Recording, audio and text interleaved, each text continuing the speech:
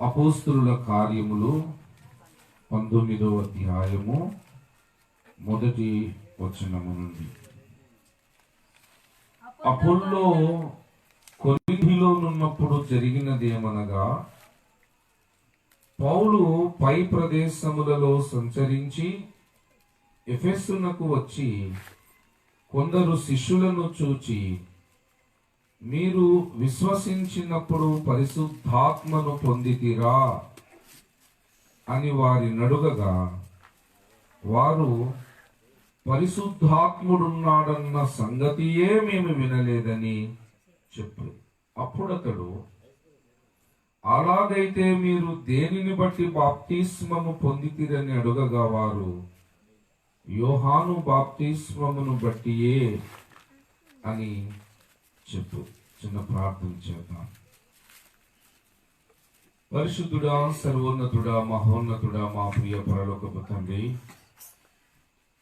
ఈ సమయంలో మీ నామమంతటి కంటే గొప్పదైన మీ వాక్యాన్ని ధ్యానించాలని ఆశపడుతున్నాం నాయనా. మీ పక్షముగా నిలబడి మీ వాక్యమును అందించుటకు సిద్ధపడుచున్న నీ దాసుడు కడు బలహీనుడు, అల్పుడు, అపాత్రుడు.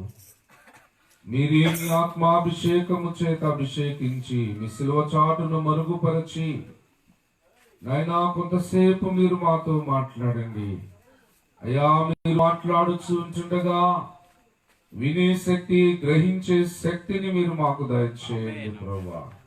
నీ స్వరము మా యుద్ధకు రాకుండా వచ్చినను మా హృదయాలలోనికి వెళ్ళనీయకుండా, మా హృదయాలలోనికి వచ్చినను ఆ వాక్యమునకు విధేయులము కానివ్వకుండా అడ్డగిస్తూ అనేక విధాలుగా నష్టములలోనికి, దారిద్ర్యములోనికి, తుదకు భ్రష్టత్వములోనికి ఈడ్చుకుని వెళ్ళాలని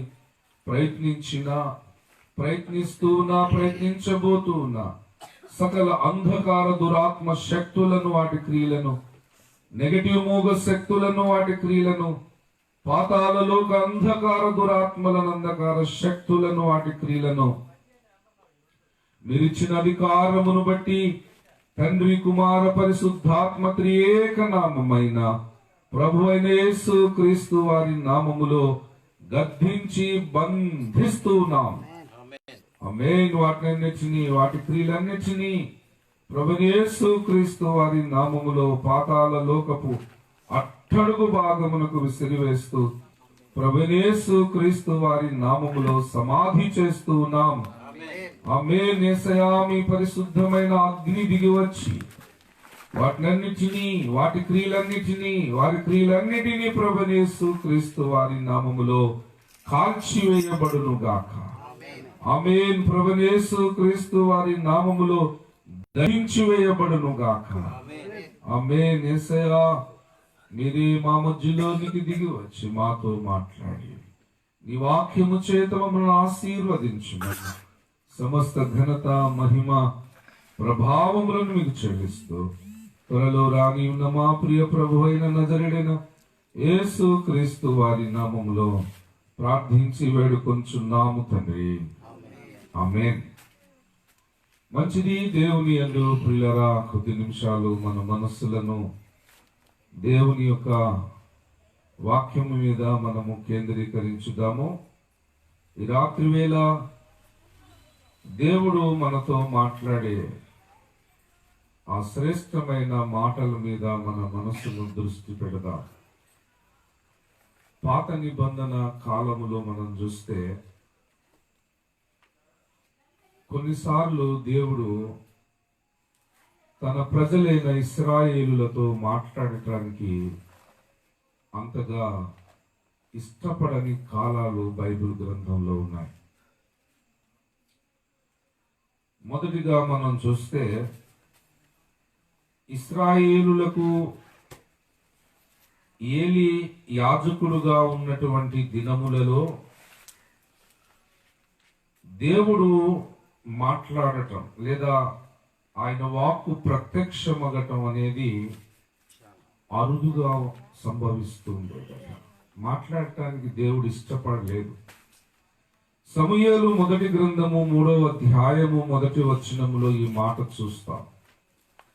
బాలుడైన సమూయేలు ఏలీ ఎదుట యెహోవాకు పరిచర్య చేయుచుండెను. ఆ దినములలో యెహోవా వాక్కు ప్రత్యక్షమగుట అరుదు. అంటే అర్థం ఏమిటి? ఆ దినాలలో దేవుని యొక్క మాట దొరకటం కష్టంగా ఉందట. ఏ దినాలు, ఏ కాలము అంటే ఇశ్రాయేలులకు ఏలీ యాజకుడుగా ఉన్నటువంటి దినాలు. సమూయేలు అప్పుడే ఏలీ యొద్దకు తేబడినటువంటి దినాలు. ఆ దినాలలో దేవుని వాక్కు వారికి ప్రత్యక్షమయ్యేది కాదట.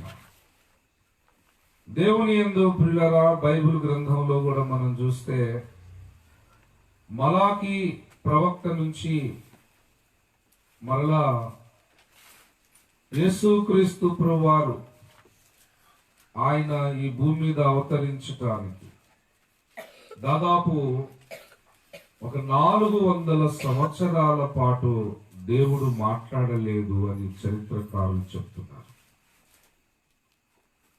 మునుపు జరిగినదే మరలా జరుగును అని ప్రసంగి గ్రంథంలో మనం చూస్తాం.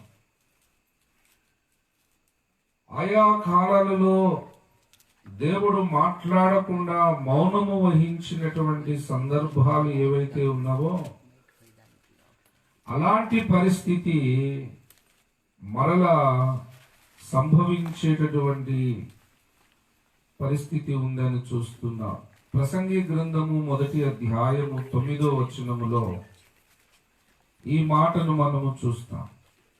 మునుపు ఉండినదే ఇక ఉండబోవున్నది, మునుపు జరిగినదే ఇక జరగబోవున్నది.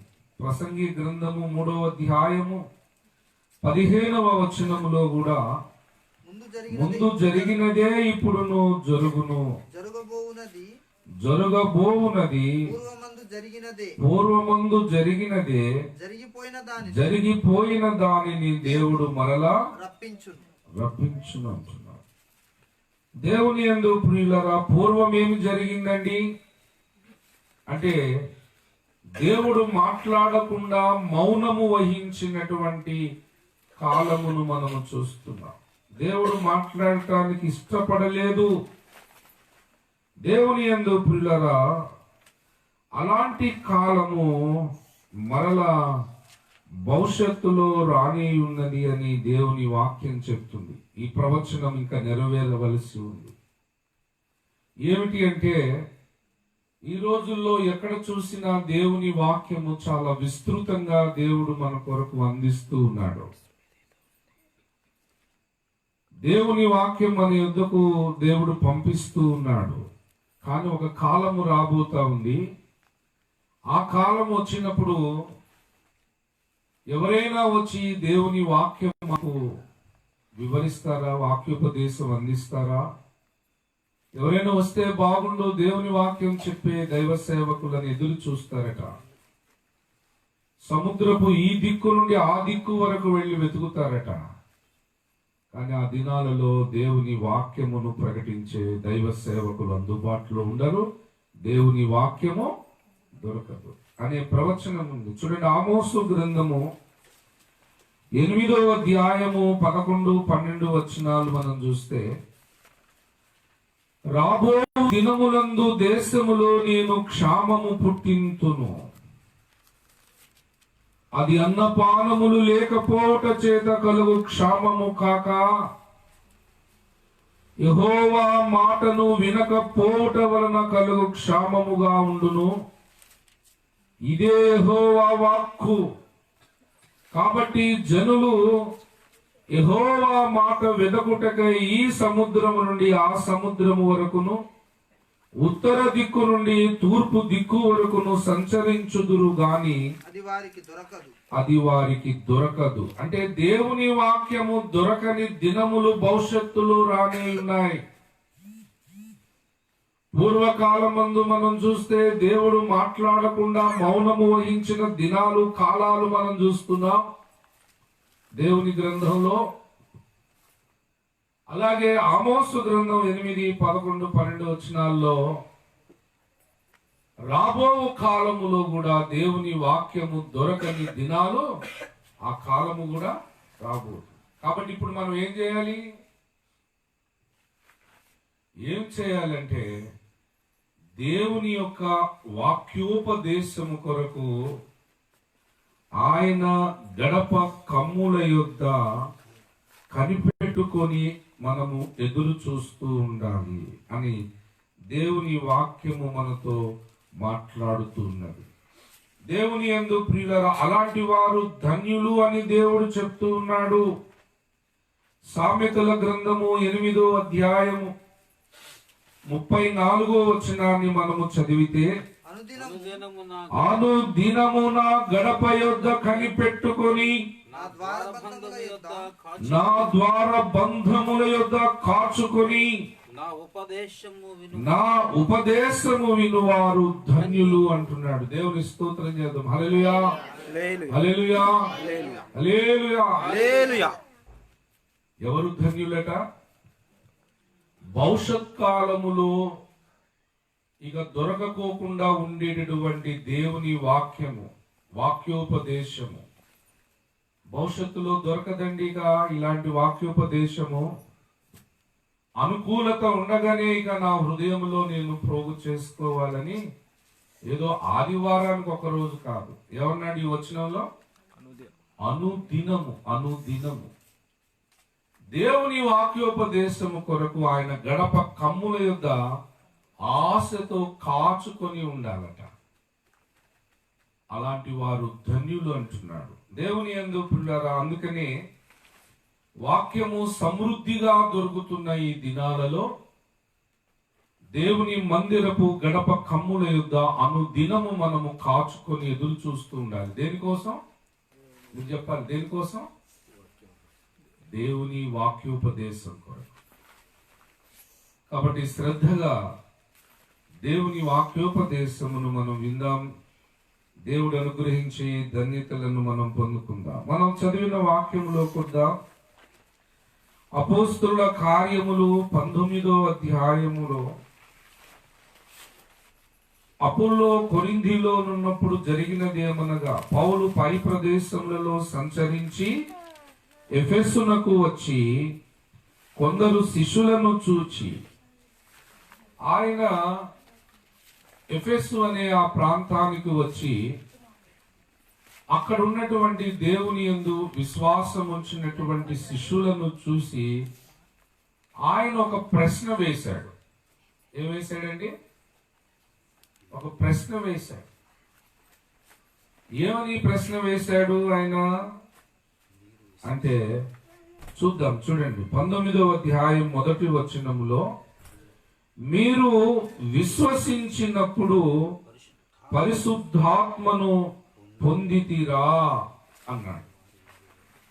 దేవుని యందు ప్రియులారా, ఈ భూమి మీద దాదాపు 730 కోట్ల పైబడి ప్రపంచ జనాభా ఉంది అని చెప్తున్నారు. ఈ 730 కోట్ల మంది అందరూ సృష్టికర్త అయిన దేవుణ్ణి, అంటే ఏ దేవుడు ఈ అఖిల బ్రహ్మాండాన్ని నిర్మించి తన మహత్తు గల మాట చేత సమస్తాన్ని నిర్వహిస్తూ ఉన్నాడో ఆ దేవుణ్ణి ఈ భూమి మీద ఉన్నటువంటి ప్రజలందరూ కూడా తెలుసుకోగలిగారా? గుర్తుపట్టగలిగారా? విధేయులు అవుతున్నారా అంటే లేదు.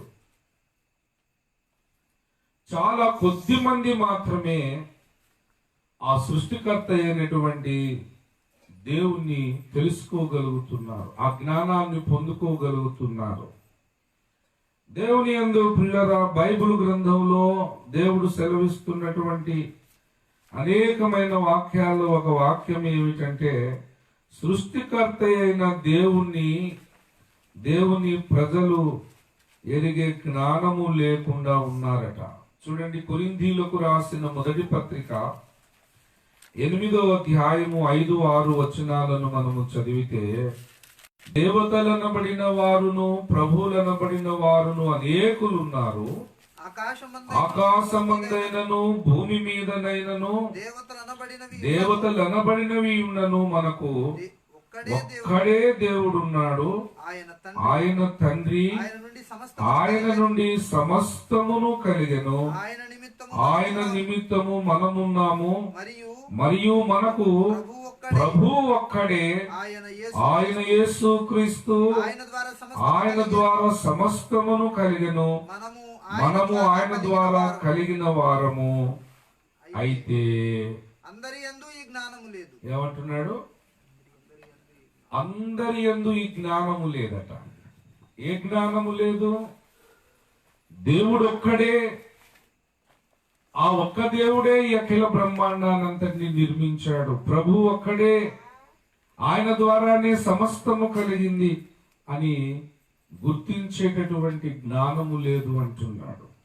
దేవుని యందు పిల్లరా, ఈ రాత్రి వేళ దేవుడు మొదటగా మనతో చెప్తున్న విషయం ఏమిటంటే,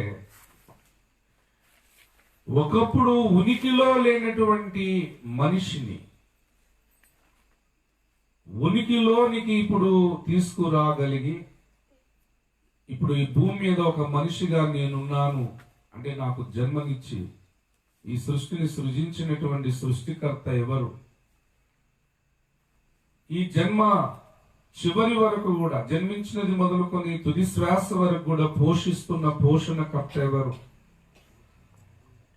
ఈ లోకయాత్ర ముగింపు అయిపోయిన తర్వాత తీర్పు తీర్చి నిత్య శిక్షకు గాని నిత్య జీవమును పొందటానికి గాని తీర్పు తీర్చేటటువంటి న్యాయాధిపతి ఎవరు అనే విషయము తెలుసుకునే విషయంలో అందరికీ జ్ఞానము లేదంటున్నాడు. కానీ ఈ ఎఫెసీ దగ్గరికి వచ్చి అపోస్తుడైన పౌలు ఎవరితో మాట్లాడుతున్నాడంటే ఈ జ్ఞానం మాట్లాడు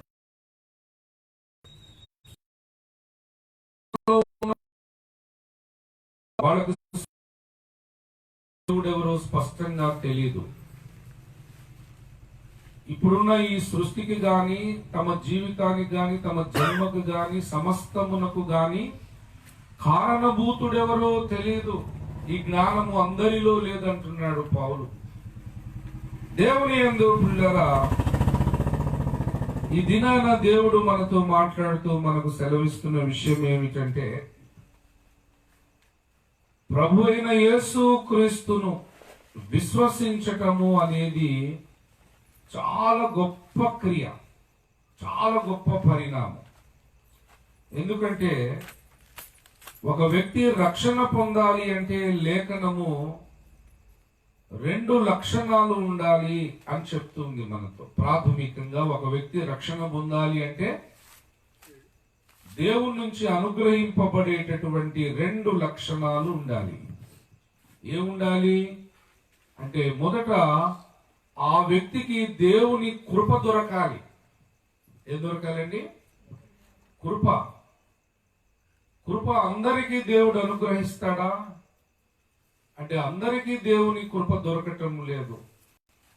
బైబిల్ గ్రంథం చెప్తా ఉంది, యెహోవా యందు కృప దొరుకును అన్న వచనం ఉన్నది. కానీ ఈ కృప భూమి మీద ఉన్న మనుషులందరికీ దొరుకుతుందా? అందరూ కృపకు పాత్రులవుతున్నారా? అదే వాస్తవం అయితే ఇక నరకంలో ఎవరు పడేటటువంటి ప్రమాదమే ఉండదు.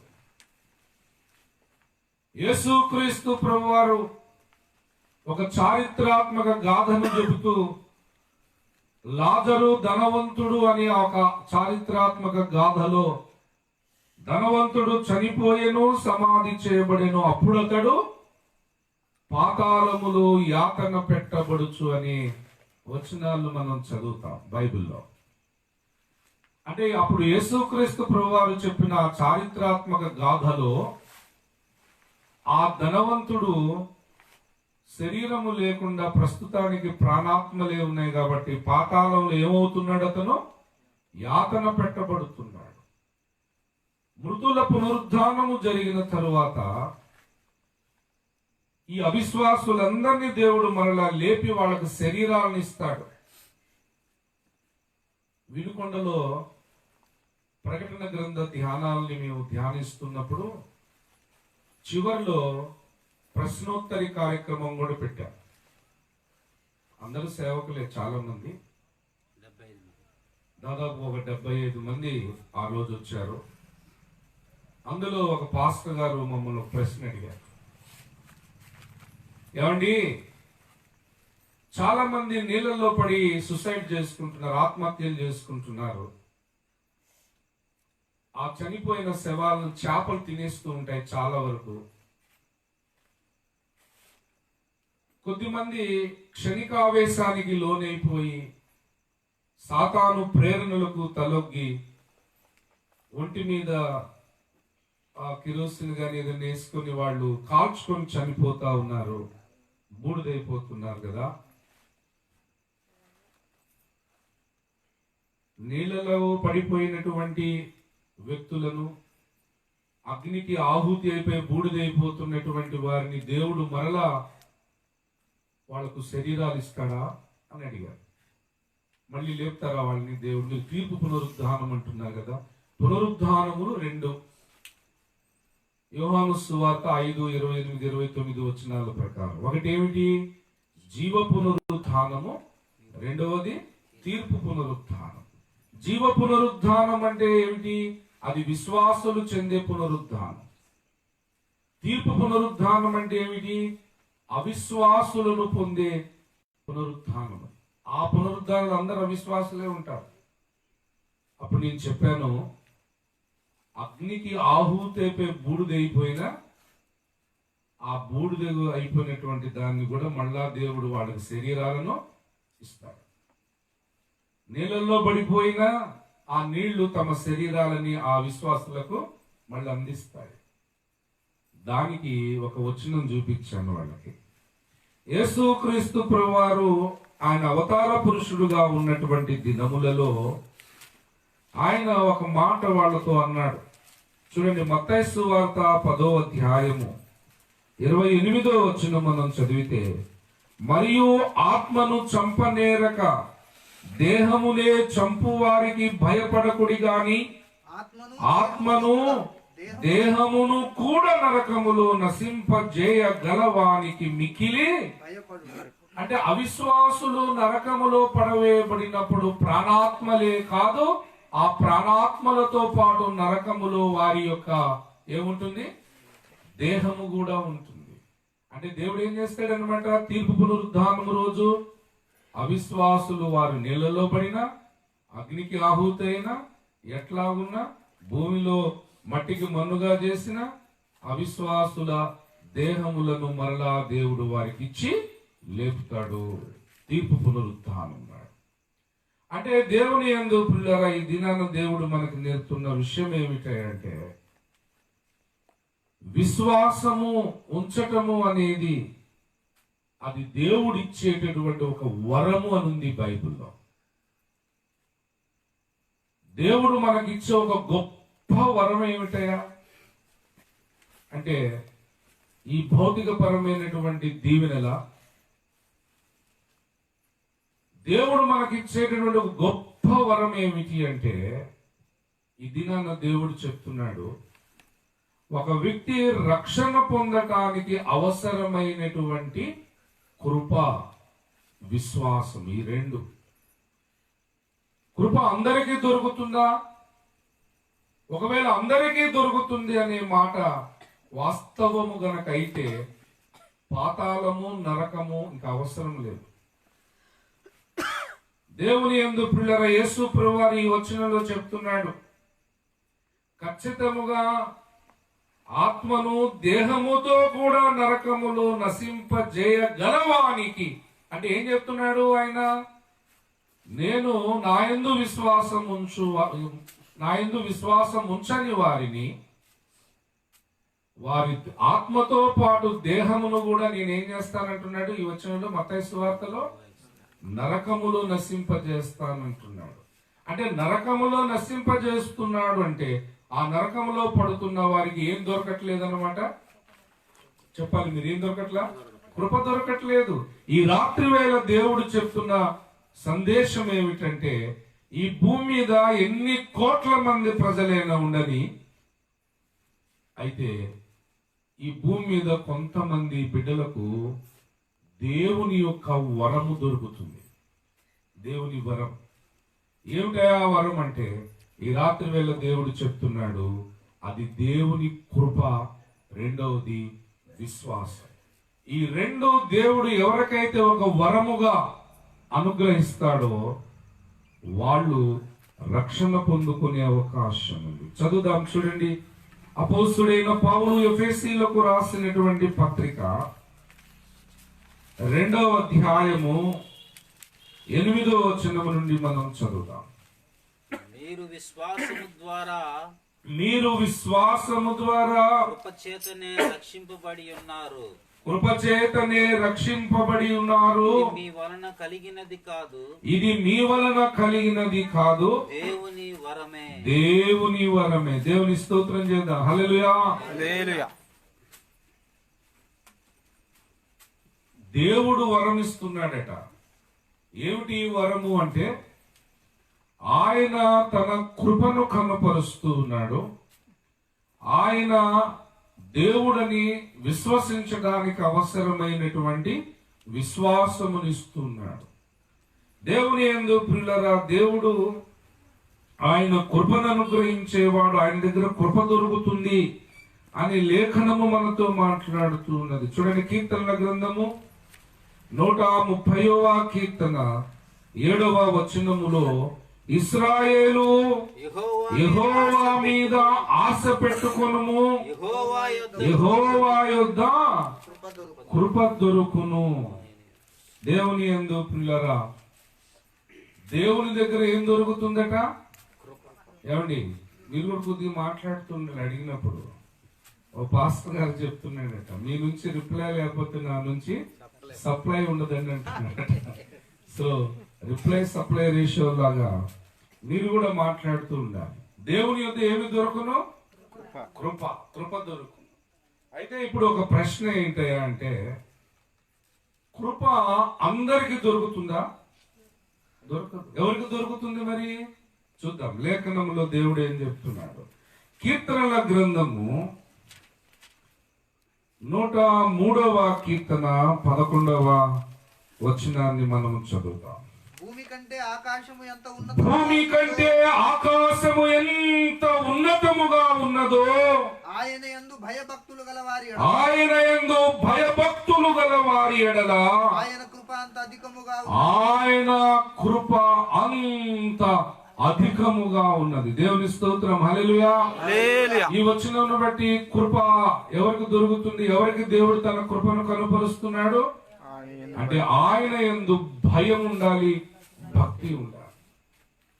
దేవుని యందు ప్రియులారా, ఈ దినాన దేవుడు మనతో మాట్లాడుతూ మనకు తెలియజేస్తున్నటువంటి వాక్యం ఏమిటంటే, ఈ భూమి మీద మనిషిగా పుట్టిన ప్రతి ఒక్కరూ దేవుని వరమునకు పాత్రులు కావాలి.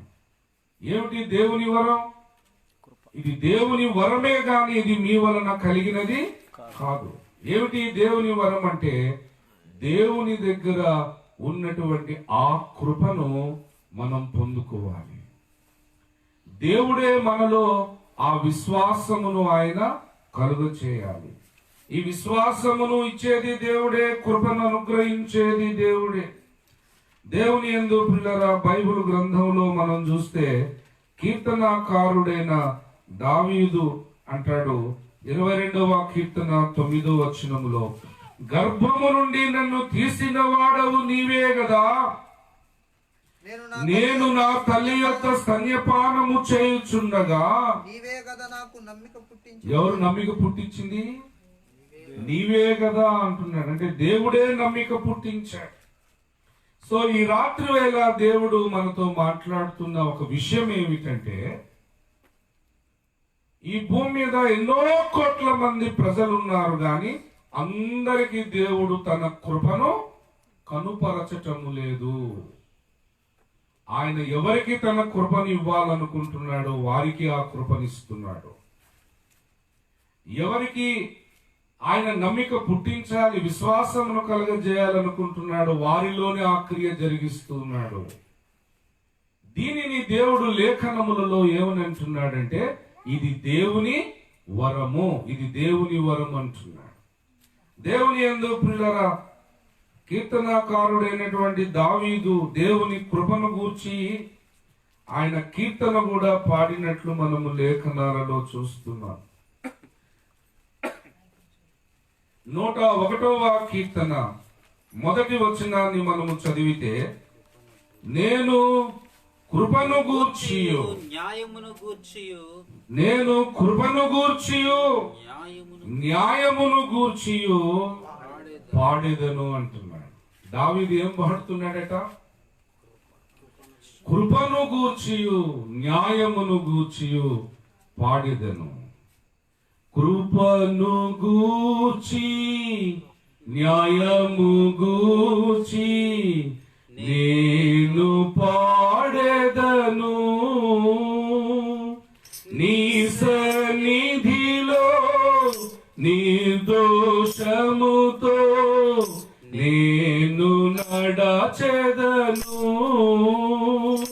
కృపను గూర్చి న్యాయము గూర్చి నేను పాడెదను.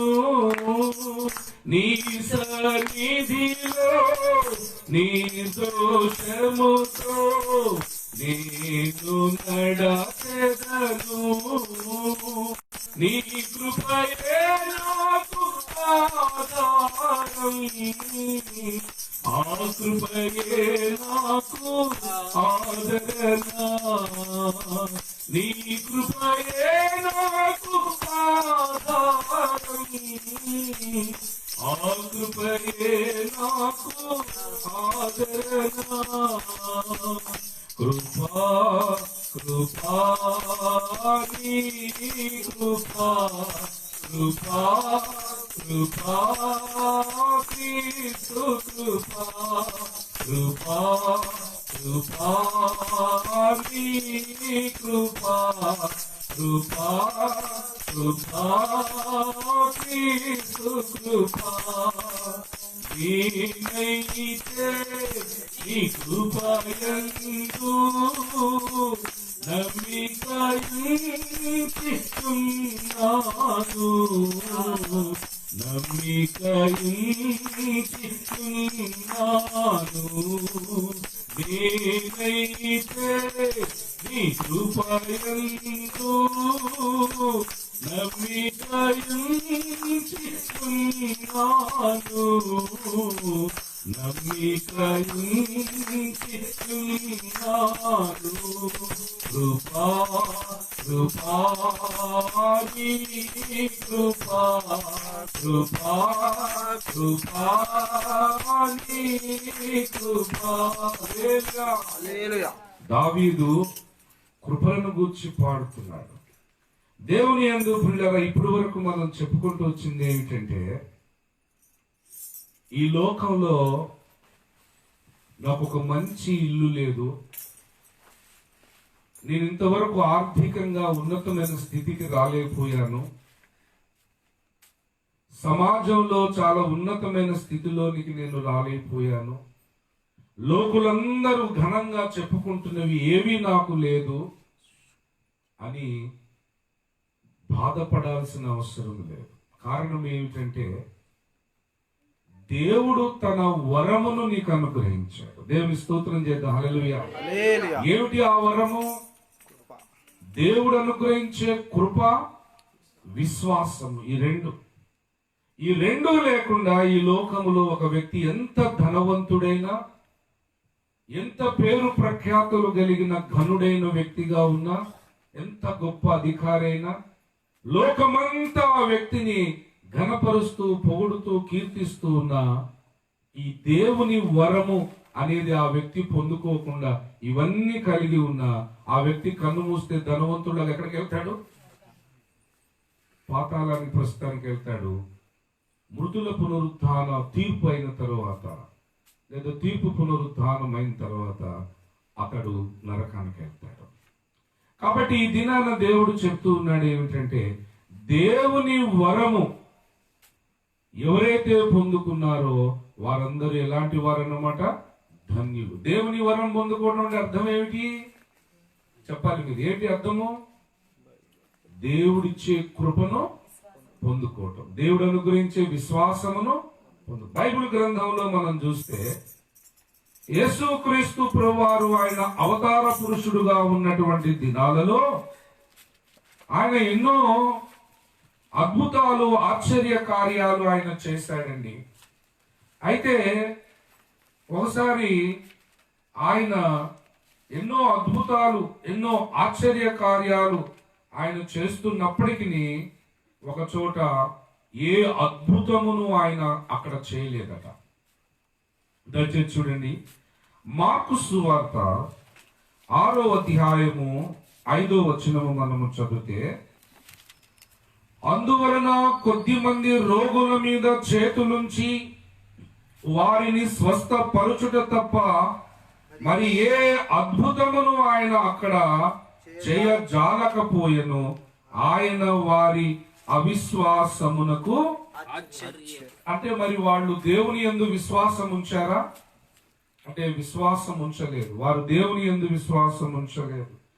దేవుని యందు ప్రియులారా, బైబిల్ గ్రంథంలో చాలా చోట్ల మనం చూస్తే అనేకులు ఆయన యందు విశ్వాసం ఉంచలేదట. యోహాను సువార్త 12వ అధ్యాయము 37వ వచనాన్ని మనం చదివితే, యేసు ఈ మాటలు చెప్పి వెళ్ళి వారికి కనబడకుండా దాగి ఉండెను. ఆయన వారి ఎదుట ఇన్ని సూచక క్రియలు చేసినను వారు ఆయన యందు విశ్వాసం ఉంచరైరి. అంటే విశ్వాసం ఉంచలేదండి వారు దేవుని యందు ప్రియులరా. అలాగే అపోస్తుల కార్యాలు 28వ అధ్యాయము 24వ వచనములో పౌలు అనేకమైన విషయాలు వారితో బోధించినప్పుడు అక్కడ ఇచ్చేసిన వారందరూ ఆ మాటలు విన్నారు గాని కొందరు నమ్మలేదట. అతడు చెప్పిన సంగతులు కొందరు నమ్మిరి, కొందరు నమ్మకపోయి. దేవుని యందు ప్రియులారా, యేసుక్రీస్తు ప్రభువారు సాక్షాత్తు సృష్టికర్త అయిన దేవుడే ఈ లోకములోనికి అవతార పురుషుడుగా ఏతించి ఆయన అనేకమైన సూచక్రియలు చేసినా కూడా కొందరు ప్రజలు ఆయన ఏం చేయలేదట, విశ్వసించలేదు. దేవుని యందు ప్రియులారా, ఈ దినాన దేవుడు చెప్తున్నాడు, ఈనాడు మనం ఇక్కడ ఉన్న వాళ్ళందరము కూడా విశ్వసించాము అంటే దాని అర్థం ఏమిటి? ఆయన వరాన్ని మనం పొందుకున్నాం. దేవుని స్తోత్రం. ఆయన మనకు ఒక వరమునిచ్చాడు. ఏమిటంటే కృపను, విశ్వాసం. తద్వారా మనము రక్షించబడ్డాం. ఆయన అన్నాడు, ఇది దేవుని వరమే గాని ఇది మీ వలన కలిగినది కాదు. మంచిది. దేవుని వరాన్ని పొందుకున్నటువంటి మనము లేఖనాలలో దేవుడు చెబుతున్నటువంటి వాక్యపు లోతుల్లోనికి మనం వెళ్ళాలి. ఈ వరాన్ని పొందుకోకుండా ఉన్న వారికి ఇది అవసరం లేదు. దేవుని వరమును పొందుకోకుండా ఉంటున్నారే వాళ్లకు ఈ లేఖనపు లోతుల్లోనికి వెళ్లాల్సినటువంటి అవసరము లేదు. కానీ ఎవరైతే దేవుని వరము అని చెప్పబడుతున్న ఈ కృప, ఈ విశ్వాసమును ఎవరైతే పొందుకున్నారో వాళ్ళు లేఖనము లోపలికి వెళ్లాల్సినటువంటి అవసరం ఉంది. ఎందుకండి? ఎందుకు లేఖనాలు లోపలికల్లా ఎందుకు వెళ్ళాలి? దేవుడు కృప ఇచ్చాడు, విశ్వాసం ఇచ్చాడు, సరిపోదా అంటే మీకు ఒక ఆశ్చర్యకరమైన సంగతి బైబిల్ గ్రంథంలో చూపిస్తాను. మీరు చూడండి, అపోస్తలుడైనటువంటి పౌలు గలతీయులకు సువార్తను ప్రకటించిన తరువాత వారిలో ఏం జరిగిందయా అంటే వారు భిన్నమైనటువంటి సువార్త తట్టుకు తిరిగిపోయారట. చూడండి, అపోస్తలుడైన పౌలు గలతీయులకు రాసిన పత్రిక 1వ అధ్యాయము 6వ వచనము నుండి మనము చదువుతాము. క్రీస్తు కృపను బట్టి మిమ్మును పిలిచిన వారిని విడిచి భిన్నమైన సువార్త తట్టుకు మీరింత త్వరగా తిరిగిపోవట చూడగా నాకు ఆశ్చర్యమగుచున్నది అన్నాడు. చదవబడిన వచనములో మళ్ళా చదువుతున్నాను, 6వ వచనాన్ని చూడండి. క్రీస్తు కృపను బట్టి మిమ్మును పిలిచిన వానిని విడిచి. అంటే వీళ్ళని ఎవరు పిలిచారట? యేసయ్య. ఆ యేసయ్య వీళ్ళని పిలవటానికి దోహదపడింది ఏమిటట? క్రీస్తు కృప. క్రీస్తు కృప వీరికి అనుగ్రహించబడింది కాబట్టి వీళ్ళు యేసు దగ్గరికి రాగలిగారు, యేసు దేవుడిని నమ్మగలిగారు, యేసు నామమున వారు రక్షణ పొందగలిగారు. అయితే వీళ్ళు చివరి వరకు వీళ్ళల్లో చాలా మంది కృపలో నిల్చున్నారా అంటే లేరండి, కృపలో నుంచి తొలగిపోయారు. ఎలాగంటే ధర్మశాస్త్రానుసారముగా నీతిమంతులవ్వాలనుకునే ప్రయత్నము చేశారట. దయచేసి చూడండి, అపోస్తుడైన పౌలు గలతీయులకు రాసిన పత్రిక 5వ అధ్యాయము 4వ వచనాన్ని మనము చదువుతాం. మీలో ధర్మశాస్త్రము వలన నీతిమంతులని తీర్చబడు వారెవరో వారు క్రీస్తులో నుండి బొత్తిగా వేరు చేయబడి ఉన్నారు, కృపలో నుండి తొలగిపోయి ఉన్నారు. మీరు చెప్పండి అమ్మా, దేంట్లో నుంచి తొలగిపోయి ఉన్నారు? కృపలో. వీరు మొట్టమొదటి ఏం పొందుకొని ఉన్నారు? కృప. దేవుని వరమును పొందారు. దేవుని వరం అంటే ఏంటి అర్థము? దేవుని వరం అంటే అర్థం ఏంటి? దేవుడు అనుగ్రహించే కృపను పొందుకున్నారు, దేవుడు అనుగ్రహించే విశ్వాసాన్ని వీరు పొందుకున్నారు. అయితే ఈ గలతీయులలో కొందరు యేసునందు విశ్వాసం ఉంచుటను బట్టి నిత్య జీవము కాదని ధర్మశాస్త్రానుసారంగా కొన్ని క్రియలు చేస్తూ ఉంటే మనము నీతిమంతులమవుతామని భావించి మరలా ఈ కృపను పొందుకున్న కొందరు ఏం చేశారంటే ధర్మశాస్త్రానుసారంగా నీతిమంతులవుదామని ప్రయత్నం చేస్తారు. అప్పుడు ఏమైపోయింది? ఈ వచనం బట్టి వారు కృపలో నుండి ఏమయ్యారు? అందుకే ఈ దినాన దేవుడు చెప్తున్నాడు, దేవుని వరమును పొందుకున్నటువంటి వారందరూ, అనగా ఆయన కృపను, ఆయన విశ్వాసమును పొందుకున్న వారందరూ లేఖనపు లోతుల్లోనికి మనం వెళ్ళాలి. లేఖనాలలో దేవుడు చెప్తున్న సత్యమును మనం గ్రహించాలి. లేదంటే ఈ గలతీయులు లాగానే దేవుని వరమును పొందుకున్నప్పటికీ కృపలో నుండి తొలగిపోయే ప్రమాదం ఏర్పడుతుంది. దేవుని యందు ప్రియులారా, అలాగే బైబిల్ గ్రంథంలో మనం చూస్తే మరికొన్ని వచనాలు చూడండి. యోహాను సువార్త 6వ అధ్యాయము 66వ వచనాన్ని మనము చదువుతాం. యోహాను సువార్త 6వ అధ్యాయము 66వ వచనం. అప్పటి నుండి ఆయన శిష్యులలో అనేకులు వెనుక తీసి మరి ఎన్నడూను ఆయనను వెంబడింపలేదు. ఇప్పుడు మిమ్మల్ని ప్రశ్న అడుగుతున్నా, వచనం నుంచి మీరు చెప్పండి. అప్పటి నుండి వెనక తీసింది ఎవరు? ఏమ్మా, ఎవరు తీశారు? వెనకడికి వేశారట. ఎవరు? వాళ్ళెవరు? అన్యులా? ఆయన శిష్యులే. అంటే వీళ్ళు శిష్యులు అని ముద్ర పడిందంటే, యేసుకు వీళ్ళు శిష్యులు అయ్యారంటే, మనం ఈ రోజు చెప్పుకుంటున్న వాక్య ప్రకారం వాళ్ళు ఏం పొందుకున్నారు? దేవుని వరాన్ని పొందుకున్నారు. కొంతకాలం యేసుతో కలిసి ప్రయాణం చేశారు. కొంతకాలం ప్రయాణం చేసిన తర్వాత లోకమంతా వీళ్ళకు యేసయ్య శిష్యులు వీళ్ళు అని ముద్ర వేసిన తర్వాత ఏం జరిగిందంటే, యేసు ఒక సందర్భంలో అన్నాడు, యోహాను సువార్త 6వ అధ్యాయం 54వ వచనంలో, నా శరీరమును తిని నా రక్తమును త్రాగు వాడే నిత్య జీవం గలవాడంటే, ఈ మాటకు వాళ్ళు అభ్యంతరపడి యేసును మీద సనుక్కొని ఆయాసపడి యేసుని విడిచిపెట్టి వెళ్ళిపోయారు. ఇప్పుడు మిమ్మల్ని అడుగుతున్నాను, దేవుని కృపలో వీళ్ళు నిల్చున్నారా? 66వ వచనంలో శిష్యులు. అందుకే ఈ రాత్రి దేవుడు చెప్తున్నాడు, దేవుని కృపను ఈ భూమి మీద ఉన్న 100 కోట్ల మంది ప్రజలందరూ పొందుకోలేదు. ఈ దేవుని వరము ఈ భూమి మీద ఉన్న కోట్లాది మంది ప్రజలందరికీ దేవుడు అనుగ్రహించటం లేదు. ఎవరో కొద్ది మంది మాత్రమే దేవుని వరమునకు పాత్రులు అవుతున్నారు. ఎవరో కొద్ది మంది మాత్రమే దేవుని కృపకు, విశ్వాసమునకు లేదా దేవుని వరమునకు వాళ్ళు పాత్రులు అవుతున్నారు. అయితే ఈ రాత్రి వేళ దేవుడు చెప్తున్న సంగతి ఏమిటంటే, ఆ దేవుని వరమును పొందుకున్న కొందరు కడవరకు ఆయన కృపలో నిలిచి ఉండాలి. ఈ దేవుని వరమును పొందుకున్న వారిలో కొందరు ఈ కృపలో నుండి తొలగిపోయే ప్రమాదం ఉంది. పౌలు అంటాడు, హెబ్రీయులకు రాసినటువంటి పత్రిక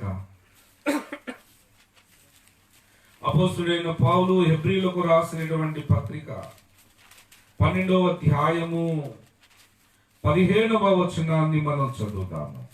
మీలో ఎవడైనను ఏమంటున్నాడండి? మీలో అంటే వీళ్ళందరూ ఎవరు? అవిశ్వాసులా విశ్వాసులా? దేవుని సంఘమా అన్యులా? వీళ్ళు దేవుని సంఘస్థులతోనే ఈ మాట అంటున్నాడు. ఏమిటంటే మీలో ఎవడైనను దేవుని కృపను పొందకుండా తప్పిపోవునేమో భయాన్ని వ్యక్తపరుస్తున్నాడు. మీలో అంటే వీళ్ళు దేవుని వరాన్ని పొందుకున్న వాళ్ళే, కృపకు పాత్రులైన వాళ్ళే, దేవుడిచ్చే విశ్వాసమును పొందుకున్న వాళ్ళే. అయితే గలతీ పత్రిక 5:4 చూస్తే, హెబ్రీ పత్రిక 12:15 వచనాన్ని చూస్తే, దేవుని వరమును పొందుకున్న వీరు అంటే దేవుని కృపను విశ్వాసమును పొందుకున్నటువంటి వీరు మధ్యలోనే తొలగిపోయే ప్రమాదం ఉంది. ఈ రాత్రి వేళ దేవుడు చెప్తున్న విషయం ఏమిటంటే, దేవుని వరాన్ని పొందుకున్నటువంటి మనము కడవరకు ఈ వరములో లేదా ఈ కృపలో ఏమవ్వాలి? నిలిచి ఉండాలి. అలా నిలిచి ఉండాలంటే ఏం జరగాలి? అది ఈ రాత్రి దేవుడు చెప్తున్న సందేశం. అపోస్తలుడైనటువంటి పౌలు గలతీయులతో అన్నాడు, ఇదిగో మిమ్మును పిలిచిన వారిని విడిచిపెట్టి, క్రీస్తు కృపను బట్టి మిమ్మును పిలిచిన వారిని విడిచిపెట్టి భిన్నమైన సువార్త, అంటే అది అసత్యం. పౌలు ద్వారా చెప్పబడిందేమో సత్యం. ఇది నేను దేవుడు చెప్తున్నాడు ఏంటంటే, సత్యము మనకు తెలియనప్పుడు లేదా అసత్యములో మనము ఉన్నప్పుడు ఏమవుతున్నాయంటే, దేవుని వాక్య ప్రకారము దేవుని యందు పిల్లరా అసత్యమును పులుపుతో పోల్చాడు. ఈ అసత్యము గనక మనలో ఉంటే మనం ఏమవుతామంటే పులిసిపోతాం. బైబిల్ గ్రంథంలో మనం చూద్దాం. చూడండి, అపోస్తుడైన పౌలు కొరింథీయులకు రాసినటువంటి మొదటి పత్రిక 5వ అధ్యాయము 8వ వచనములు అంటాడు, గనుక పాతదైన పులిపిండితోనైనను దుర్మార్గతయు దుష్టత్వమునను పులిపిండితోనైనను కాకుండా నిష్కాపాఠ్యమును సత్యమునను పులియని రొట్టెతో పండుగ ఆచరించుదుము అన్నాడు. చదవండి ఈ వచనాన్ని చూస్తే, పులిపిండిని దేనితో పోల్చాడయ్యా అంటే దుర్మార్గము అన్నాడు. పులుపును దేనితో పోల్చాడు? దుర్మార్గము, తర్వాత దుష్టత్వము, తర్వాత కపటము, తర్వాత అసత్యం. ఈ వచనములో ఆయన పులిసిన పిండిని దేంతో పోల్చాడు? దుర్మార్గము, దుష్టత్వము, కపటము, అసత్యం. అంటే ఇప్పుడు మనం అసత్యములో ఉన్నాము అంటే దేవుని యందు పిల్లరా మనము ఎందులో ఉన్నట్టు అన్నమాట? పులిపిండి కలిగినటువంటి వారుగా ఉన్నట్లే. ఈ పులిపిండి కలిగినటువంటి కృపలో నుంచి తొలగిపోయే ప్రమాదం ఏర్పడుతుంది. మనం చదివిన మూల వాక్యంలోనికి ఇప్పుడు మనం వద్దాం. అపోస్తలుల కార్యములు మనం వస్తే పౌలు వారిని అడుగుతున్నాడు, ఏమని? మీరు విశ్వసించినప్పుడు పరిశుద్ధాత్మను పొందితిరా అని వారిని అడుగగా, వారు పరిశుద్ధాత్ముడున్నాడన్న సంగతి ఏమేమో వినలేదని చెప్పారు. అప్పుడు అతడు, అలాగైతే మీరు దేనిని బట్టి బాప్తిస్మము పొందితిరి అని అడుగగా, వారు యోహాను బాప్తిస్మమును బట్టియే అని చెప్పారు. అందుకు పౌలు, యోహాను తన వెనక వచ్చు వాని యందు అనగా యేసునందు విశ్వాసం ఉంచవలని ప్రజలతో చెప్పుచు మారు మనసు విషయమైన బాప్తిస్మం ఇచ్చిందని చెప్పాను. వారు ఆ మాటలు విని ప్రభువైన యేసు నామమున బాప్తిస్మము. ఏమండి, ఇప్పుడు మిమ్మల్ని ఒక ప్రశ్న అడుగుతున్నాను, మీరు ఆలోచించి సమాధానం చెప్పాలి. ఈ ఎఫెసీ పట్టణములో ఉన్నటువంటి విశ్వాసులు అంటే దేవుని వరమును పొందుకున్నటువంటి బిడ్డలు. దేవుని వరం అంటే ఏంటి? కృప, విశ్వాసం. ఈ దేవుని వరాన్ని పొందుకున్నటువంటి ఈ బిడ్డలు బాప్తిస్మము మొదట పొందారా లేదా పౌలు వచ్చి అడిగేటప్పటికే పొందారు. పొందారు. అలా పొందినటువంటి వీళ్ళు మళ్ళా పౌలు బోధ ద్వారా అనేకమైన విషయాలను తెలుసుకొని మళ్ళీ వీళ్ళు ఏం చేశారట? మీరు చూడండి, అపోస్తుల కార్యాలు 19వ అధ్యాయము 5వ వచనాన్ని మనం చదువుతాం. మరలా వారు ఆ మాటలు విని ప్రభువైన యేసు నామమున బాప్తిస్మం పొందిరి. అంతకుముందు వారు యోహాను చెప్పినటువంటి బాప్తిస్మమును వాళ్ళు పొందారు. కానీ పౌలు వచ్చి వాళ్ళకి అన్ని వివరించాడు.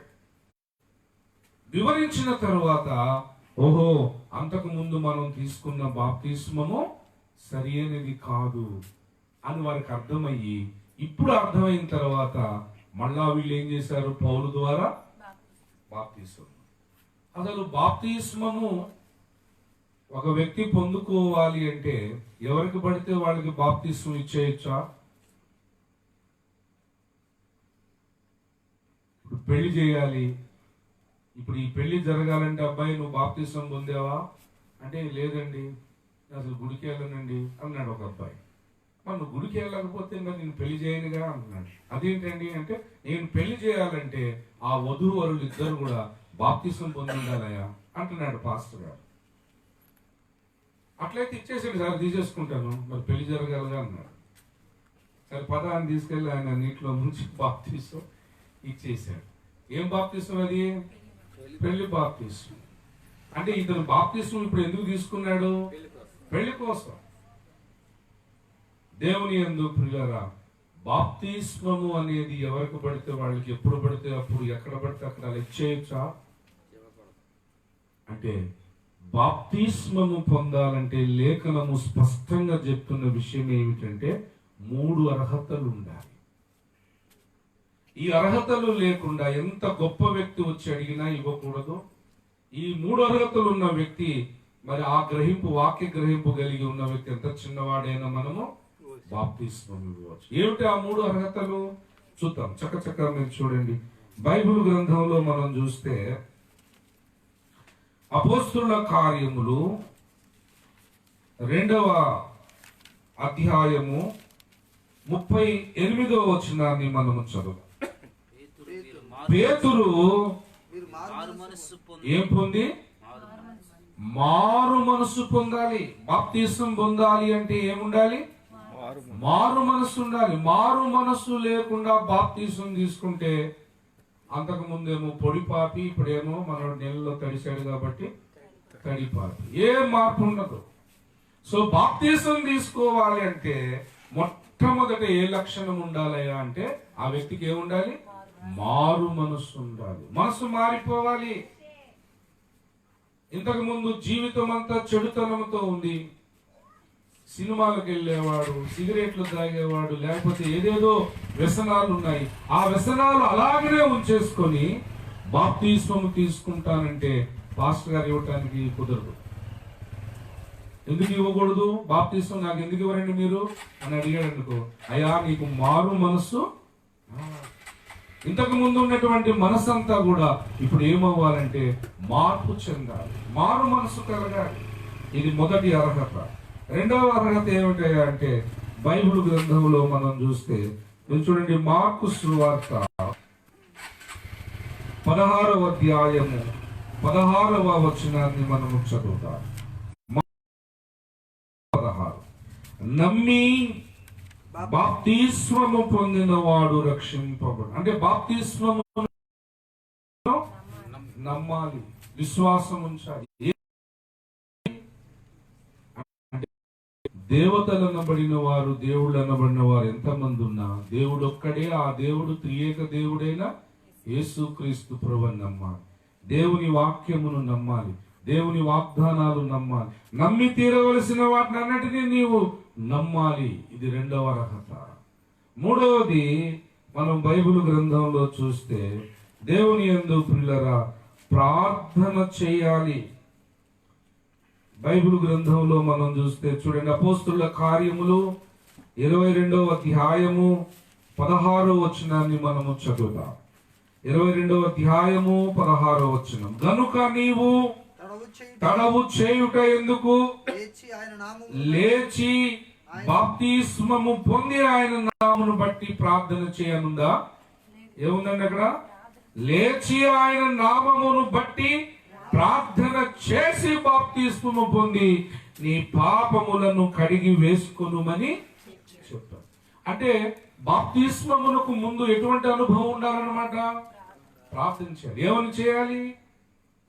ప్రతి మనిషి రోమాపత్రిక 3:23 ప్రకారం ఏముంది? ఏ భేదమును లేదు, అందరూ పాపము చేసి దేవుడు అనుగ్రహించు మహిమను. అంటే నేను పాపిని అనే గ్రహింపు కలిగి ఉండాలి. అయ్యో దేవా, నేను పాపిని, నాలో జన్మ కర్మ పాపాలు ఉన్నాయి, ఈ పాపములోనే పుట్టాను, పాపంలోనే జీవిస్తున్నాను, పాపంలోనే చనిపోతే ఇదిగో నరకంలో నిత్యత్వం అంతా కాల్తానయ్యా. దేవా, నన్ను క్షమించు, నా పాపాలు క్షమించు, నీ రక్తముతో నన్ను కడుగు, నీ జీవ గ్రంథంలో నా పేరు రాయి అని హృదయపూర్వకంగా కన్నీళ్లతో దేవుని సన్నిధిలో ఏం చేయాలి? ప్రార్థన చేయాలి. ఈ 3 అర్హతలు ఉండాలండి బాప్తిస్మం పొందాలంటే. దేవుని యందు ప్రియులారా, ఈ 3 అర్హతలు లేకుండా బాప్తిస్మము పొందితే అది దేవుని దగ్గర చెల్లుబాటు అయ్యే అవకాశం లేదు. మీరు చెప్పండి, బాప్తిస్మం పొందాలంటే ఎన్ని లక్షణాలు, ఎన్ని అర్హతలు ఉండాలి? ఒకటేంటి? వెరీ గుడ్, మారు మనస్సు ఉండాలి. రెండవది నమ్మాలి. మూడవది ప్రార్థన చేయాలి. ఈ 3 లక్షణాలు లేకుండా ఒక వ్యక్తి ఏదో కొన్ని అవసరతల కొరకు, కొన్ని ఒత్తిడుల కొరకు, కొన్ని ప్రలోభాల కొరకు బాప్తిస్మం తీసుకుంటే ఆ బాప్తిస్మానికి దేవుని దగ్గర విలువ ఉండదు. అసలు బాప్తిస్మం ఎందుకు తీసుకోవాలి తెలుసా అండి మీకు? బాప్తిస్మం తీసుకుంటే ఏంటి మనకు ప్రయోజనం? చదువుతాం. అపోస్తుల కార్యాలు 2వ అధ్యాయము, ఇందాక మీరు చదివారు, 38వ వచనాన్ని మీరు చదవండి మరలా. పేతురు, మీరు మారు మనస్సు పొంది పాపక్షమాపణ నిమిత్తం. బైబిల్స్ ఉన్న వాళ్ళందరూ ఆ వచనాన్ని చూడండి. పేతురు అంటున్నాడు, మీరు మారు మనస్సు పొంది పాప క్షమాపణ నిమిత్తము. దేని నిమిత్తము? అందరు చెప్దాం ఆ మాటను. దేని నిమిత్తము? గట్టిగా చెప్దాం. దేని నిమిత్తము?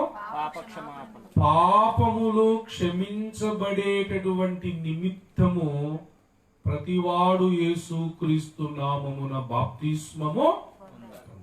బాప్తిస్మము పొందకపోతే ఈ వచనం ప్రకారము ఏమి జరగదన్నమాట? పాపములు క్షమించబడవు. అది పాప క్షమాపణ నీకు దొరకదు. 51వ కీర్తన 5వ వచనంలో అన్నాడు, పాపం గర్భమున జరిగింది. మనలో ఉన్న ఈ జన్మ నుంచి వచ్చే ఈ జన్మ పాపము, కర్మ పాపములు, ఈ పాపములన్నీ కూడా దేవుడు క్షమించాలి అంటే ఈ భూమి మీద నువ్వేం చేయాలి? బాప్తిస్మం పొందాలి. బాప్తిస్మం పొందమన్నాడు కాబట్టి ఏదో ఊరికి లోపలికి వెళ్ళిపోదామంటే కుదిరిద్దా? బాప్తిస్మం పొందితేనే నీకు పాప క్షమాపణ. అయితే బాప్తిస్మం పొందాలంటే ఏముండాలి? మరలా 3 అర్హతలు ఉండాలి. ఇప్పుడు గవర్నమెంట్ వారు ఏదో ఉద్యోగం ఇద్దామని పేపర్ ప్రకటించారు. ఊరికి ఉద్యోగాలు ఇచ్చేస్తారండి. ఏం చేస్తారు?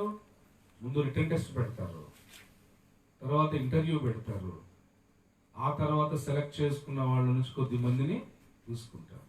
మరి పరలోక రాజ్యం ఊరికినే వచ్చేస్తుందా? దేవుడు అన్నాడు, ఒకడు కొత్తగా జన్మించితేనే గాని దేవుని రాజ్యములో ప్రవేశించడు. యోహాను సువార్త 3వ అధ్యాయం 3వ వచనం అంటాడు. కొత్తగా జన్మించడం అంటే ఏమిటండి? నికోదేముకు అర్థం కాల. ధర్మశాస్త్రోపదేశకుడే, అప్పటికి ఆయన ముసలివాడు. అన్నాడు, ముసలివాడైన మనుషుడు ఎలాగూ మరలా తన తల గర్భమున 2వ మారు జన్మించును అంటే దేవుని యందు ప్రియులారా, దేవుడు అన్నాడు, నీటి మూలముగా ఆత్మ మూలముగా జన్మించటం అన్నాడు. అంటే నువ్వు బాప్తిజం తీసుకునేటప్పుడు నీళ్ళల్లోకి వెళ్ళినప్పుడు అది నీటి మూలముగా అవుతుంది. పరిశుద్ధాత్మ దేవుడు దిగి నీ మీదకి వచ్చి నేను ఒప్పింపజేస్తున్నప్పుడు నువ్వు పాపివని, నీ పాపములన్నీ దేవుని రక్తంతో కడగమని అడుగుతున్నప్పుడు ఆత్మ మూలముగా, ఈ రెండింటి మూలముగా ఒక వ్యక్తి ఏమవుతున్నాడు? కొత్తగా జన్మిస్తున్నాడు. ఈ రాత్రి వేళ దేవుడు చెప్తున్న విషయం ఏమిటంటే, దేవుని వరమును పొందుకోనటువంటి వారు అనేకులు ఉన్నారు ఈ భూమి మీద. దేవుని వరమును పొందుకొని కూడా ఆ వరమును పోగొట్టుకున్న వాళ్ళు కూడా బైబిల్ గ్రంథంలో ఉన్నారు. సో ఆ వరమును పొందుకొని తుది వరకు కూడా దాన్ని నిలబెట్టుకోవాలి అంటే ఈ రాత్రి వేళ దేవుడు చెప్తున్న విషయం ఏంటంటే, ప్రతి విషయములో సత్యమును మనం ఎరగాలి. ఉదాహరణకి ఈ రాత్రి వేళ బాప్తిస్మము అనే ఒక అంశాన్నే కనుక మనం తీసుకుంటే, ఆ బాప్తిస్మము తీసుకోవాలంటే ఎవరికి పడితే వాడు తీసుకోవటానికి లేదు. ఏవో కొన్ని అవసరతల నిమిత్తము, కొన్ని ప్రలోభాల నిమిత్తం, కొన్ని ఇబ్బందుల దృష్టి ఇప్పుడు బాప్తిసం తీసుకుంటే గానీ ఈ పని అయ్యేటట్లేదు అనే దానికి మనం బాప్తిసం పాస్టర్ గారు ఇవ్వకూడదు, తీసుకునే వ్యక్తి తీసుకోకూడదు. తీసుకోవాలంటే ఏముండాలి? ఈ 3 అర్హతలు ఉండాలి. ఏముండాలంటే అర్హతలు? ఒకటి, మారు మనసు ఉండాలి. రెండవది నమ్మాలి. మూడవది ప్రార్థన. ఈ 3 అర్హతలు ఉంటేనే అతడు బాప్తిస్మమునకు యోగ్యుడవుతాడు. దేవుని యందు ప్రియులారా, ఇంకా మనం బైబిల్ గ్రంథంలో చూస్తే మనలను గూర్చి సాక్ష్యం ఇచ్చేవాళ్ళు 3 ఉన్నారట. పరలోక రాజ్యంలోకి నువ్వు రావాలంటే, దేవుని మహిమ ప్రపంచంలోనికి నీవు ప్రవేశించాలంటే దేవుడు అంటున్నాడు 3 సాక్ష్యం ఇవ్వాలట నీ గురించి. బైబిల్ గ్రంథంలో మనం చూస్తే దేవుడు చెప్తున్నాడు, దేవుని యందు పిల్లరా, ఆ 3 సాక్ష్యాన్ని బట్టి నీవు అంగీకరించబడేటటువంటి అవకాశం ఉంది. దయచేసి యోహాను రాసిన మొదటి పత్రిక 5వ అధ్యాయము 7-8 వచనాలను ఆయన చెప్తున్నాడు. సాక్ష్యం ఇచ్చువారు 3 అనగా ఆత్మయు, నీళ్లును, రక్తమును ఈ 3 ఏకీభవించి ఉన్నారు. దేవుని యందు పిల్లరా, సాక్ష్యం ఇచ్చే వాళ్ళు ఎవరట? 3. ఎవరు? మొదట ఆత్మ అంటే పరిశుద్ధాత్మ దేవుడు నిన్ను గురించి సాక్ష్యం ఇవ్వాలి. ఏమిస్తాడు ఆయన? అవును, ఈ వ్యక్తికి మారు మనసు వచ్చింది, కరెక్టే. ఈ వ్యక్తి హృదయపూర్వకంగా ప్రార్థన చేశాడు, కరెక్టే అని నీలో ఉన్న మారు మనసును గూర్చి పరిశుద్ధాత్మ దేవుడు సాక్ష్యం చెప్పాలి. నువ్వు మారు మనసు లేకుండా బాప్తిసం తీసేసుకుంటే పరిశుద్ధాత్ముడు సాక్ష్యం చెప్తాడా? చెప్పడు. నువ్వు ఏ నీటిలోనికి దిగావో ఆ నీళ్లు సాక్ష్యం చెప్పాలి. నువ్వు యేసు రక్తమును ఆశ్రయించి, దేవా నేను పాపిని, ఈ పాపములోనే నేను చనిపోతే నరకానికి వెళ్తాను, ఇదిగో నీ రక్తముతో నా పాపములన్నీ కడిగివేయి ప్రభువా అని నీవు దేవుని రక్తాన్ని ఆశ్రయించి ఆ రక్తముతో నీ పాపములను కడుక్కుంటే యేసు రక్తము కూడా సాక్ష్యం చెప్తుందండి. సాక్ష్యం ఇచ్చేవారు 3 అంటున్నారు. ఈ రీతిగా నీవు దేవుని సత్య వాక్య ప్రకారమును బాప్తిస్మం పొందాలి. అలా బాప్తిస్మము పొంది దేవుని యందు పిల్లరా బాప్తిస్మములను కూర్చున్న బోధన గురించి కూడా నువ్వు అవగాహన పొందాలి. బైబిల్లో పునాది అనేది ఒకటి ఉన్నదండి. ఇల్లు కడుతున్నాం, పునాది వేస్తాం. మందిరం కడతాం, పునాది వేస్తాం. అలాగే విశ్వాసకి, విశ్వాస జీవితానికి పునాది బోధ కూడా ఉంది బైబిల్ గ్రంథంలో. ఏమిటి ఆ పునాది బోధ అంటే, అందులో 6 రాళ్ళ గురించి చెప్తాడు. అందులో ఒక రాయి బాప్తిస్మములను గూర్చిన బోధ. దయచేసి చూడండి, అపోస్తుడైన పౌలు హెబ్రీలకు రాసినటువంటి పత్రిక 6వ అధ్యాయము 2వ వచనాన్ని మనం మొదటి 2 వచనాలు మనం చదువుదాం. కాబట్టి నిర్జీవ క్రియలను విడిచి మారు మనస్సు పొందుటయు దేవుని యందలి విశ్వాసమును. ఏమన్నా అక్కడ బాప్తిస్మమును గూర్చిన బోధనుందా? బాప్తిస్మములను గూర్చిన బోధనుందా? అంటే ఇది ఏకవచనమా బహువచనమా? అదేంటో తెలుసుకోవాలి. మరి బాప్తిస్మమును గూర్చిన బోధ అనలేదు, బాప్తిస్మములను గూర్చిన బోధ. అంటే ఒకటి కంటే ఎక్కువగా బాప్తిస్మములున్నవి. అవేమిటో తెలుసుకోవాలి నీవు. అందుకే దినాన దేవుడు చెప్తున్నాడు, దేవుని వరము అనేక మందికి ఇవ్వబడలేదు. ఇదిగో ఆయన ఎన్నిక చేసుకున్న కొద్ది మందికి దేవుడు తన వరాన్ని ఇస్తున్నాడు. ఆ వరమును పొందుకున్న వాళ్ళు తుది వరకు ఆ వరములో నిలిచుండట్లేదు, మధ్యలో డ్రాప్ అయిపోతున్నారు, పోగొట్టుకుంటున్నారు. అలా పోగొట్టుకోకుండా తుది వరకు నీవు నిలిచి ఉండాలి అంటే ఇదిగో లేఖనాల లోపలికి వెళ్ళి వాక్య సత్యములు నువ్వు ఎరిగి ఆ సత్యములో నీవు ప్రతిష్ఠించబడాలి. హల్లెలూయా. అప్పుడు నీవు ఇక దేవుని వరములో నుంచి తొట్టిల్లవు, తప్పిపోవు, ప్రక్కకి వెళ్ళవు, తుది వరకు నిలిచి ఉంటావు. దేవుని రాజ్య ప్రవేశము జరిగేంత వరకు కూడా నీవు కుడికైనను ఎడమకైనను తొట్టిల్లకుండా ఉంటావు. ఈ రాత్రి వేళ దేవుడు మనతో మాట్లాడుతూ మనకు సెలవిస్తున్న వాక్యం ఏమిటంటే, దేవుని యొక్క సత్యమును గనక మనము ఎరుగకపోతే అపవాది వాడికి ఇష్టం వచ్చిన రూట్లోకి మనల్ని తీసుకుని వెళ్ళిపోతాడు. దేవుని వరాన్ని పోగొట్టుకునే ప్రమాదంలోకి మనల్ని నడిపిస్తాడు. దేవుని యందు పిల్లరా, ఈ రాత్రి వేళ దేవుడు చెప్తున్నాడు, ఈ బాప్తిస్మములను గూర్చిన బోధ, ఈ పునాదిని గురించి వివరించాలంటే ఒకసారి అంటే దాదాపు 14 ఏళ్ల క్రితం ఒకసారి ఈ టీచింగ్ చేస్తే దాదాపు 6 గంటల సమయం పట్టింది. అక్కడ పాస్టమ్ గారు ఒక చోట కాకినాడలో చెప్పాను నేను. అక్కడ పాస్టమ్ గారు, ఏంటి పాస్టర్ గారు ఇన్ని గంటలు చెప్పారేంటి వాక్యము, ఇంత చక్కగా చెప్పారు, ఇంతసేపు అంత వివరణ ఉంది అందులో.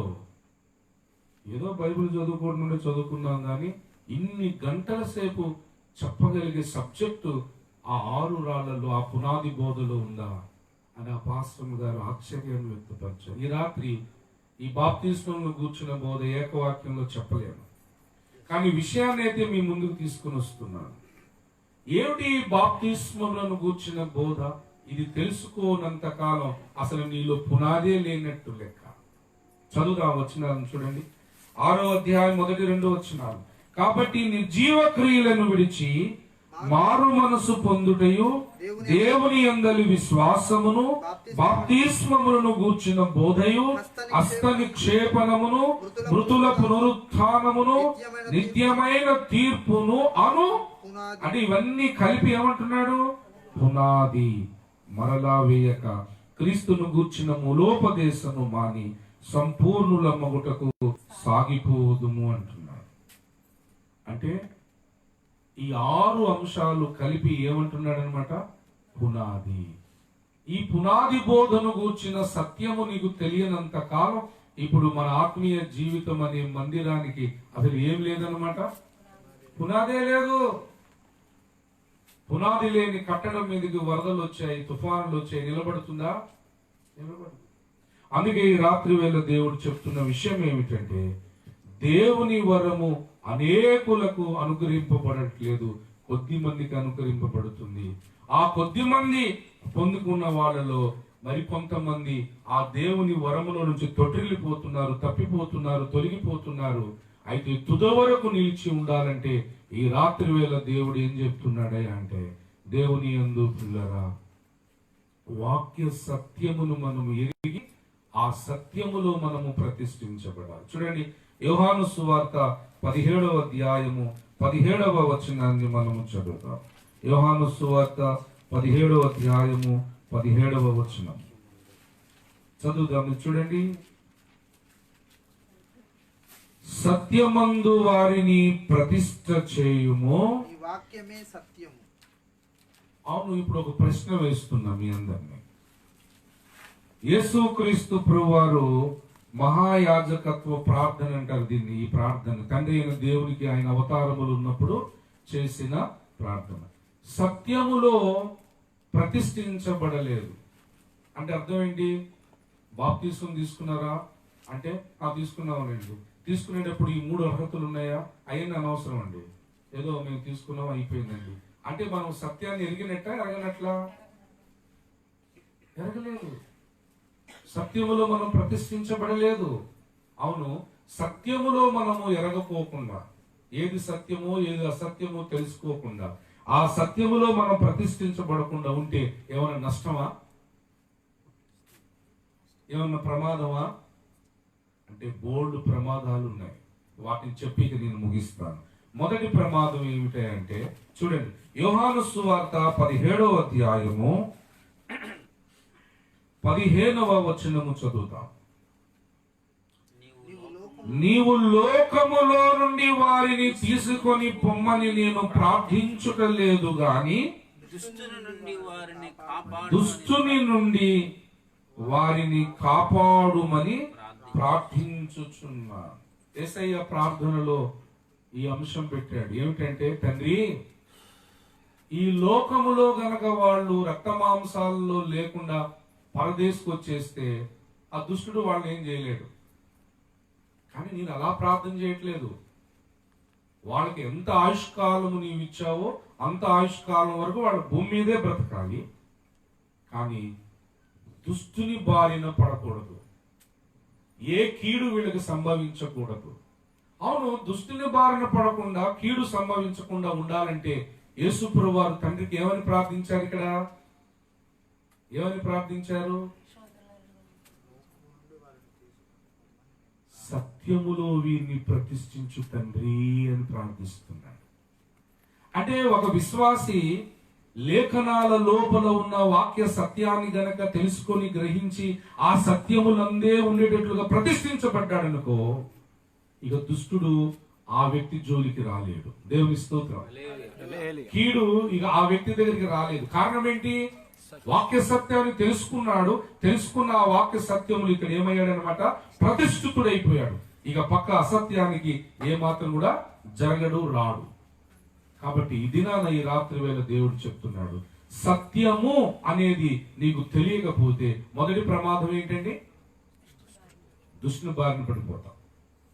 ఇక వాడు చీల్చుకొని వాడి ఇష్టం వచ్చినట్లుగా చేస్తాడు.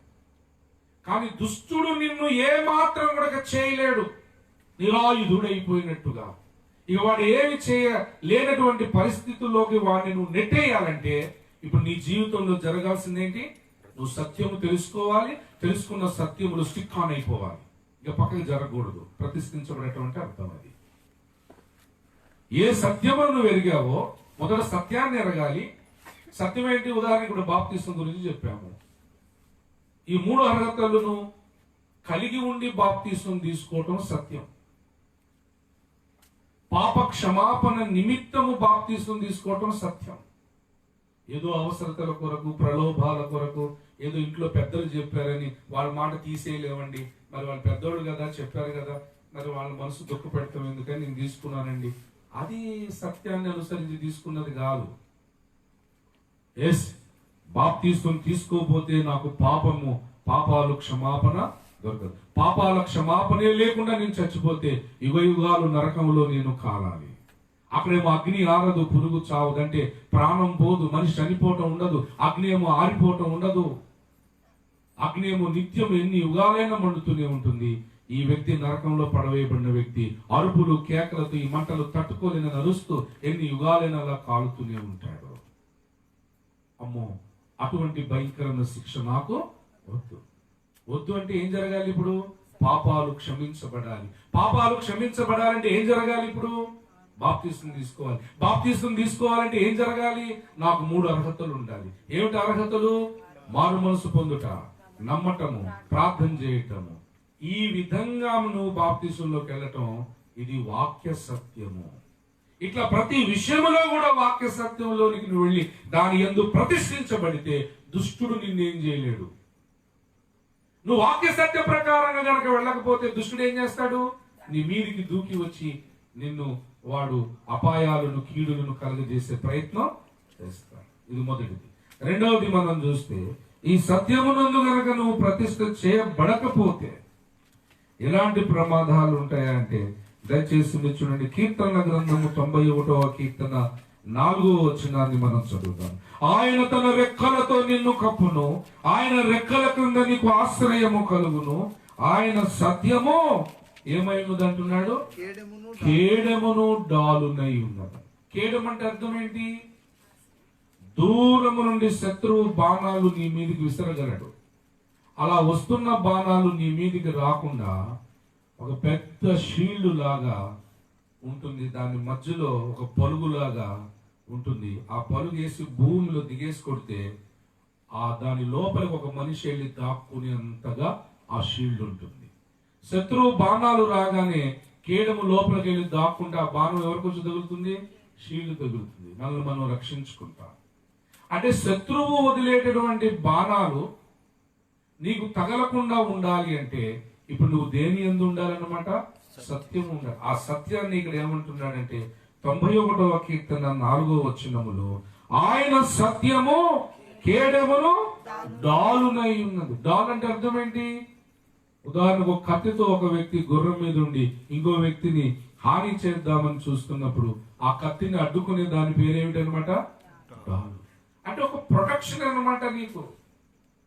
ఈ సత్యములో గనక నీవు లేకపోతే నీకు భద్రత అనేది లేదు అని 91వ కీర్తన 4వ వచనం చెప్తుంది. ఈ రీతిగా విశ్వాసులమైన మనము సత్యవాక్యమును ఎరగపోకుండా సత్యమునందు ప్రతిష్ఠించబడకుండా ఉంటే అనేకమైన ప్రమాదాలకు మనము గురి అయ్యేటటువంటి అవకాశం ఉంది. దేవుని యందు ప్రియులారా, ఈ రాత్రి వేళ దేవుడు మనకిస్తున్నటువంటి వాక్యం ఏమిటయ్యా అంటే, దేవుని యందు ప్రియులారా, దేవుని యొక్క వరమును నీవు పొందుకున్నావు. అనేకులకు ఈ వరం లేదు. అయితే దేవుని వరాన్ని పొందుకున్న నీవు మధ్యలో నుంచి తొలగిపోయే ప్రమాదం నీకుంది. అలా తొలగిపోకుండా కడవరకు నువ్వు నిలిచి ఉండాలి అంటే ఈ దినాన దేవుడు నీ ముందు ఒక మార్గమును పెట్టాడు. అదేమిటంటే సత్యము. సత్యాన్ని ఎరగాలి. ఆ సత్యములోనే నువ్వు ప్రతిష్ఠించబడాలి. అసత్యము గనక నీలోనికి వస్తే ఈ దేవుని వరములో నుంచి తొలగిపోయే ప్రమాదం ఉంది. గలతీ సంఘస్థులకు అలా జరిగింది. ఆయన శిష్యులలో కొందరికి అలా జరిగింది. ఈ అంత్యకాలములో మరింత భయంకరంగా ఆ ప్రమాదాలు జరిగే అవకాశం ఉంది. కనుక ఆ ప్రమాదం జరగకుండా మనము సర్వసత్యాన్ని ఎరుగుదాం. సర్వసత్యములో మనల్ని మనం ప్రతిష్ఠించుకుందాం. దేవుని దీవులను ఇహమందు పరమందు మనం పొందుకుందాం. దేవుడి వాక్యమును దీవించును గాక. ప్రార్థన చేసుకుందాం. దయచేసి అందరూ తలలో వంచండి, ప్రార్థన చేసుకుందాం. అందరము కూడా ప్రార్థనలో ఉందాం. దయచేసి అందరూ కూడా ప్రార్థన చేద్దాం. ఒక 2 నిమిషాలు ముగింపులోనికి మనం వచ్చాము. ప్రార్థన చేద్దాం. హల్లెలూయా, హల్లెలూయా, స్తోత్రం. దేవుని యందు ప్రియులారా, ఇంతవరకు అసలు నువ్వు దేవుని వరాన్ని పొందుకున్న వారిలో నువ్వు ఉన్నావా? అసలు దేవుని వరమనే పొందుకోలేదా? ఒకవేళ దేవుని వరాన్ని పొందుకున్నా తుది వరకు కడ వరకు ఆ వరమును నిలబెట్టుకోవాలనే ఆశ నీలో ఉందా? అలా ఉన్నట్లయితే నీవు సత్యాన్ని ఎరగాలి, సత్యాన్ని తెలుసుకోవాలి. సర్వసత్యములో నీవు ప్రతిష్ఠించబడాలి. అలా ప్రతిష్ఠించబడినప్పుడు దేవుని యందు ప్రియులారా, దుష్టుడు నిన్నేమి చేయలేడు. వాడి బాణాలు ఎన్ని నీ మీదికి వచ్చినా సత్యమనే కేడములో నీవు ఉన్నావు గనుక నువ్వు భద్రపరచబడతావు. ప్రార్థన చేసుకుందాం.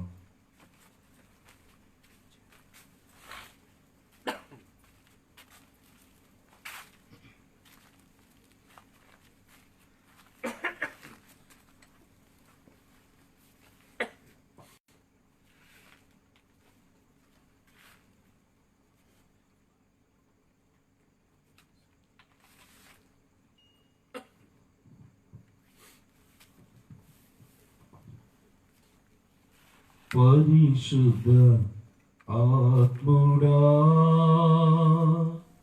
యేసు పంపిన వాడవు నీవేగా.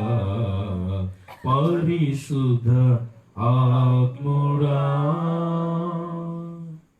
సత్యం నాకు తెలియాలని, సత్యంలో నే నడవాలని నా ఆశయా. సత్యం నాకు తెలియాలని, సత్యంలో నే నడవాలని నా ఆశయా.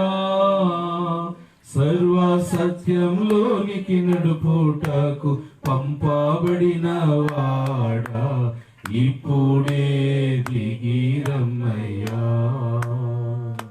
సర్వ సత్యంలోనికి నడుపుటకు పంపబడిన వాడా, ఇప్పుడే దిగిరమ్మయ్యా. నాలో నీవు, నీలో నేను, నాలో నీవు, నీలో నేను కలిసి ఉండాలయ్యా.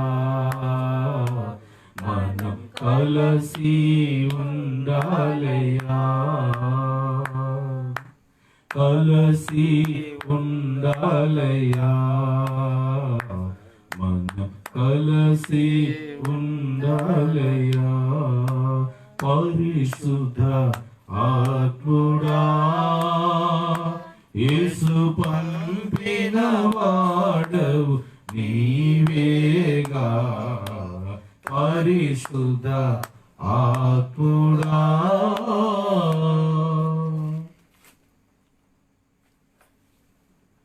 పరిశుద్ధుడా, సర్వోన్నతుడా, మహోన్నతుడా, మా ప్రియ పరలోకపు తండ్రి, ఈ రాత్రి వేళ మీరిచ్చిన నీ వాక్య సందేశమును దుష్టుడు వచ్చి ఎత్తుకొని వెళ్ళిపోకుండాన్నట్లు మా అందరి హృదయ లోతుల్లో మీరు నాటండి నాయన. నీరు కట్టండి, ఫలింప చేయండి ప్రభా. వాక్యాన్ని వినువారుగా మాత్రమే మేము మిగిలిపోతే మమ్మల్ని మేము మోసపరుచుకున్నట్టే అని మీరు చెప్పారు నా తండ్రి. మమ్మల్ని మేము మోసపరుచుకునేవారుగా ఉండక ఏ వాక్యమైతే మీరు మాకు ఇచ్చినారో ఆ వాక్యమునకు మేము సంపూర్ణ విధేయులమై వాక్యానుసారంగా జీవిస్తూ నీ వలన దీవెనలు పొందేవారుగా మమ్మల్ని దీవించమని, చేరి వచ్చిన బిడ్డలందరినీ ఆశీర్వదించమని ప్రార్థన.